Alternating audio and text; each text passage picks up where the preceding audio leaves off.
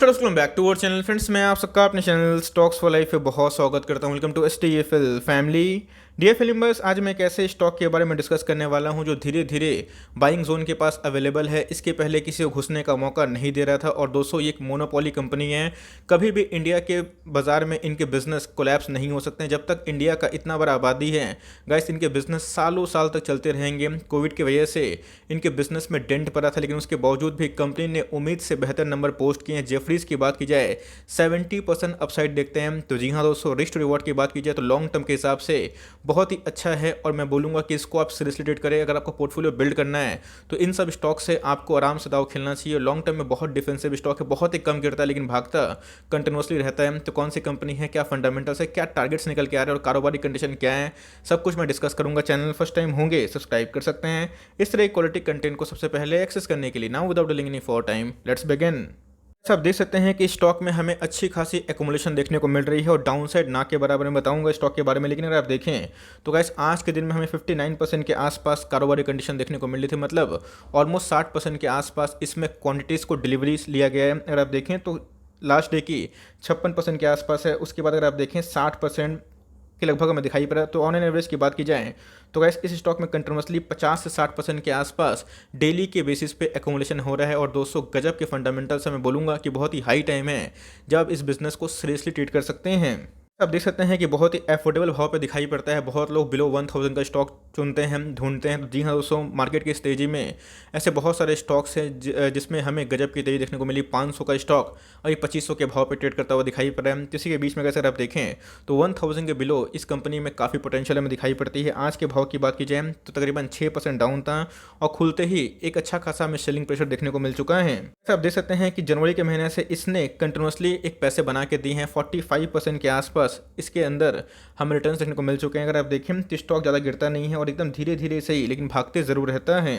तो ये स्टॉक बहुत ही फंडामेंटली मजबूत है। 2019 के टाइम पे इनके IPO हमें देखने को मिले थे। उसके अगर आप देखें तो इस स्टॉक में हमें मेजर कोई गिरावट देखने को नहीं मिल रही। आप चार्ट पैटर्न से ही समझ सकते हैं कितना स्लो और स्टेडी भागने वाला स्टॉक है। कोविड क्रैश आया था, महज से महज 30% के आसपास गिरा था। उसके अगर आप देखें तो अच्छी खासी रिकवरी हमें देखने को मिल रही है। और इस स्टॉक में आने वाले कुछ सालों में गजब का पोटेंशियल है। स्टॉक का नाम क्या है आप देख सकते हैं दोस्तों कि वरुण बेवरेजेस। और मैंने इसको बहुत बार कवर भी किया है, आगे भी करता रहूँगा बिकॉज एक तरह का मोनोपोली बिजनेस है। और जब तक इंडिया का बिजनेस है तो पिज़्ज़ा वाली कंपनी हो गए, बेवरेज वाली कंपनी हो गए, ये कभी ख़त्म नहीं होने वाले हैं। और जिस हिसाब से इस कंपनी में ग्रोथ दिखाई पड़ती है वो अपने आप में ही कमांडेबल है। आप देख सकते हैं कि ऐसे बहुत सारे एनालिस्ट उसको कवर कर रहे हैं और सबकी जो रेटिंग है बाई हमें देखने को मिल रही है। याद करिए दोस्तों, जब मैं HUL को कवर करता था, याद करिए जब मैं IRCTC को कवर करता था, याद करिए जब दोस्तों मैं कोटक बैंक को कवर करता था, सब अपने अच्छे खासे डिस्काउंट रेट में अवेलेबल थे। 10%, 15%, 20% और सब अभी के टाइम में ऑल टाइम हाई पे हैं। तो जी हाँ, अगर आपसे जुबिलियंट फूडवर्क्स की जो रैली है वो मिस हो चुकी है तो भाई आप इसको मिस ना करें। अगर आप देखें तो इनके जो CAGR EPS है 49% से बढ़ने के चांसेस हैं FY23 तक। और दोस्तों अगर आप देखें तो ऐसे बहुत सारे लोग हैं, ऐसे बहुत सारे एनालिस्ट हैं जो इसको कम से कम 1200 का टारगेट दे रहे हैं। पेप्सिको वाली कंपनी की बात की जाए तो इनका राइट हमें देखने को मिलता है। पेप्सिको के जितने ही ब्रांड हमें देखने को मिलते हैं मार्केट में, ये इन्हीं के ही पेरेंट कंपनी हमें देखने को मिलती है। और दोस्तों इनका जो कारोबार है इंडिया से बाहर भी है। जेफरीज की बात की जाए तो जी हाँ दोस्तों, उनका जो टारगेट है 70% के अपसाइड पे है। और मुझे पक्का लगता है कि नेक्स्ट समर तक दोस्तों ये स्टॉक कम से कम 1200 से 1400 के आसपास देखने को मिल सकता है। रखिएगा दोस्तों, कोई भी एनालिस्ट को ब्लाइंडली फॉलो करना एकदम मूर्खता हो सकता है बिकॉज एनालिस्ट अपना जो रैशनल देते हैं उस रैशनल को हम लोग कितना बिलीव करते हैं ये बहुत ही इंपॉर्टेंट है। डीमार्ट की बात की जाए, बजाज फाइनेंस की बात की जाए, फिनसर्व की बात की जाए, उनमें एनालिस्ट का मानना था कि प्राइस काफ़ी गिरेगा, लेकिन उधर से क्या हुआ, रिवर्सल हुआ। लेकिन हमें ये देखना है कि कंपनी के अंदर पोटेंशियल क्या है। मैंने क्या बताया कि कोई भी स्टॉक हमेशा भागता नहीं है, गिरता भी है और आपको उस स्टॉक में ज़रूर पार्टिसिपेट करना चाहिए। अगर आप देखें तो इनके जो सेल्स है कंटिन्यूसली में बढ़ते हुए दिखाई पड़ रहे हैं। प्रॉफिट की बात की जाए तो उनमें भी हमें इजाफा देखने को मिला था। बात की जाए इधर पे कोविड का हमें फर्स्ट वेव सेकेंड वेव देखने को मिला था, जिसके वजह से इनके सेल्स डिक्लाइन हुए थे बिकॉज बहुत लोग पेप्सी के प्रोडक्ट्स की बात की जाए, कोका कोला की बात की जाए तो उन सबको कंज्यूम नहीं कर रहे थे। उसके बावजूद भी इन्होंने अच्छे खासे पैसे बना के दिए। और प्रॉफिट की बात की जाए, सेल्स की बात की जाए, उस आंधी में भी हमें ठीक ठाक देखने को मिल चुके हैं। कंपनी के सेल्स में, कंपनी के प्रॉफिट में कोई भी डेंट नहीं है, कंटिन्यूसली बढ़ते हुए दिखाई पड़ रहे हैं। कंपनी की अगर आप प्रोमोटर होल्डिंग देखें तो 65% के आसपास हमें दिखाई पड़ते हैं। मतलब मेजोरिटी तो स्टेक है प्रोमोटर के पास है। आप देख सकते हैं कि FIAs का इसमें बम्पर निवेश हमें देखने को मिलता है। 20% के आसपास एफआईआई में माल बटोरे हुए हैं, इसलिए ये बहुत ही लो रिस्क वाली कंपनी बन जाती है। बात की जाए डीआईएस की, तो जी हाँ, अगर आप देखें एफआईआई डीआईएस और प्रोमोटर को मिला दिया जाए तो मैक्सिमम 88% के आसपास जो स्टेक हैं वो हमें बिग हैंड के पास देखने को मिलते हैं। बात की जाए पब्लिक की, तो वैसे उनके पास मात्र 7.5% के आसपास स्टेक देखने को मिल जाता है। कंपनी का मार्केट कैप कितना है आप देख सकते हैं कि 38,000 करोड़ के आसपास की मार्केट कैप, मतलब एक लार्ज कैप कंपनी आप कंसिडर कर सकते हैं, जहां पे आपको एक सिक्योरिटी मिले कि गिरावट कम होगी और अपसाइड बहुत ही ह्यूज होगा। तो जी हाँ, अगर आप स्टॉक का हाई देखें 954 का स्टॉक है, आपको मिल रहा है बिलो 900 और मुझे लगता है कि एक डिप आता है वहाँ पे घुसने का बहुत अच्छा मौका हो सकता है। स्टॉक के पी की बात की जाए तो ऑलमोस्ट 100 के पास हमें दिखाई पड़ते हैं, 97.8 है, लेकिन याद रखिएगा मोनोपोली बिजनेस में हमेशा ये हमें देखने को मिलता है। बात की जाए कंपनी के आरओई की उतना प्लेजेंट नहीं है, लेकिन कोविड की वजह से इनके प्रॉफिटेबिलिटी में काफ़ी डेंट पड़ा था। मुझे लगता है कि जिस हिसाब से बोरोइंग्स कंपनी कम कर रही है, इनके आने वाले कल में प्रॉफिट बढ़ेंगे तो हमें आरओई भी अच्छा होता हुआ देखने को मिल सकता है। कंपनी की फेस वैल्यू की बात की जाए 10 दिखाई पड़ते हैं, और दोस्तों कंपनी ने 2019 में और 2021 में 2 बार 1:2 का बोनस भी दिया था। मैं आपसे कोई बात छुपाऊंगा नहीं, देखना बनता है कि कंपनी के जो प्लस पॉइंट है क्या क्या है, नेगेटिव पॉइंट्स क्या क्या है, उसके बाद हमें डिसाइड करना है कि हमें करना क्या चाहिए। तो जी हाँ, रिजर्व की बात की जाए तो कंपनी के बढ़ते हुए दिखाई पड़ रहे हैं। 4,000 करोड़ के आसपास रिजर्व है, जो अपने आप में ही अपने मार्केट कैप का 10% के आसपास है, जो अपने आप में ही बहुत ही कमांडिंग है।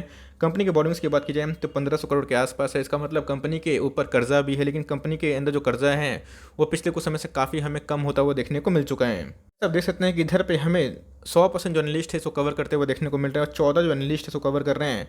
उन सब का स्ट्रॉन्ग रिकमेंडेशन है कि आप इसमें बाई करके चल सकते हो। मेरा भी स्ट्रॉन्ग रिकमेंडेशन है कि अगर आपको ऐसी कंपनी में निवेश करना है जो फूड एंड बेवरेज में काम करती है और आपको उधर पे उसका फ़ायदा उठाना है, तो जी हाँ दोस्तों, आप इस स्टॉक को बहुत ज़्यादा सीरियसली ट्रीट कर सकते हैं। अपसाइड की बात की जाए आप देख सकते हैं कि बहुत ऐसे एनालिस्ट है जिनका मानना है कम से कम ये 1200 के भाव पे जा सकता है। मीडियन की बात की जाए तो 888 के आसपास दिखाई पड़ रहे हैं। बात की जाए लोअर साइड की तो 11% के आसपास है। मुझे लगता है कोविड का जो इम्पैक्ट है अगर वो खत्म होता है तो भाई एक बहुत ही बड़ा कंजम्पशन होगा, और जिस हिसाब से होटल इंडस्ट्री में, टूरिज्म इंडस्ट्री में, खाने पीने वाले स्टॉक्स में तेजी आई है, मुझे लगता है कि अभी भी एक रैली ड्यू है, और एक बार उसको ये अपने रडार से निकलता है तो ये स्टॉक में एकदम हमें तेजी देखने को मिल सकती है। मैंने आपको स्टॉक के बारे में बताया, उनके फंडामेंटल्स दिखाएं, ये भी बताया कि उनके प्रोमोटर होल्डिंग कितने हैं, कितने % एफआईएस ने इंटरेस्ट दिखाया है, कितना स्टेक देखने को मिलता है, एकोमोडेशन की क्या कंडीशन। लेकिन अभी की बात की जाए तो जी हाँ, एक रेंज बाउंड थी, लेकिन आज के दिन में हमें एक अच्छा खासा सेल ऑफ देखने को मिला है। अगर आप देखें तो इधर पे जो मैकडी का सिग्नल है बियरिश क्रॉसओवर जनरेट कर रहा है, लेकिन दोस्तों ये टेम्प्रोरी होता है, परमानेंट नहीं होता है। पिछले कुछ समय से इस स्टॉक में किसी घुसने का मौका नहीं मिल रहा था, लेकिन धीरे धीरे अपने बाइंग जोन पे आ रहा है। तो मेरे हिसाब से गाइस ये कंपनी फंडामेंटली बहुत ही अच्छी है। ऐसा नहीं कि मेरे पोर्टफोलियो का स्टॉक है तो मैं तारीफ करूंगा, लेकिन मैं आपको समझाने की कोशिश कर रहा हूँ कि जिस रैशनल से मैं निवेश किया हूँ और जिस रैशनल से बहुत सारे जो एक्सपर्ट्स उसको देखते हैं, उसके पीछे का जो तथ्य क्या है मैंने आपको एक्सप्लेन कर दिया है। तक भारतीय बाजार है, बिजनेस की बात की जाए, कोला की, पिज़्ज़ा की, KFC की, इन सब का डिमांड बढ़ने ही वाला है। और यंगस्टर की बात की जाए तो ये भी दोस्तों कंज्यूम करते हैं। बहुत लोग बोलते हैं कि सर मैं तो हेल्थ कॉन्शियस हो चुका हूँ, मैं इसको अवॉइड करता हूँ। तो मैं बोल रहा हूँ कि आप हेल्थ कॉन्शियस हो चुके हैं, लेकिन इंडिया की आबादी अगर आप देखें तो ऐसे बहुत लोग हैं जो कभी कोला पीना बंद नहीं करेंगे। और सिर्फ ऐसा नहीं है कि सिर्फ ये पेप्सी में काम करते हैं, ट्रॉपिकाना की बात की जाए और बहुत सारे जूसेस हमें देखने को मिलते हैं जो इसी के ही प्रोडक्ट हमें देखने को मिलते हैं। तो मेरे हिसाब से गाइस कंपनी फंडामेंटली अच्छी है। एक डिप आता है जो सपोर्ट पे 850 के आसपास, मुझे लगता है कि कंपनी मस्ट बाई वाली होनी चाहिए, और धीरे धीरे इसमें गिरावट होती है तो उतना ही आप माल उठाइए और लिए हुए हैं तो आराम से कंटिन्यू करें। मुझे लगता है कि इस कंपनी में काफ़ी पोटेंशियल है, लॉन्ग टर्म में आपको इस कंपनी में निराश होना नहीं पड़ेगा। मैंने आपको चार्ट दिखाया कि बहुत ही स्टेबल है, मोनोपोली फ्रंट में काम करती है, और इस कंपनी का कभी भी भविष्य खत्म नहीं होने वाला। यही छोटी सी अपडेट थी। आई होप मेरा एफर्ट आपको अच्छा लगा। आपको क्या लगता है इस स्टॉक के बारे में कमेंट बॉक्स में अपने व्यू को जरूर शेयर करें। तो गाइस मिलते हैं जल्दी ही, तब तक के लिए bye. Thanks for listening friends, god bless you all.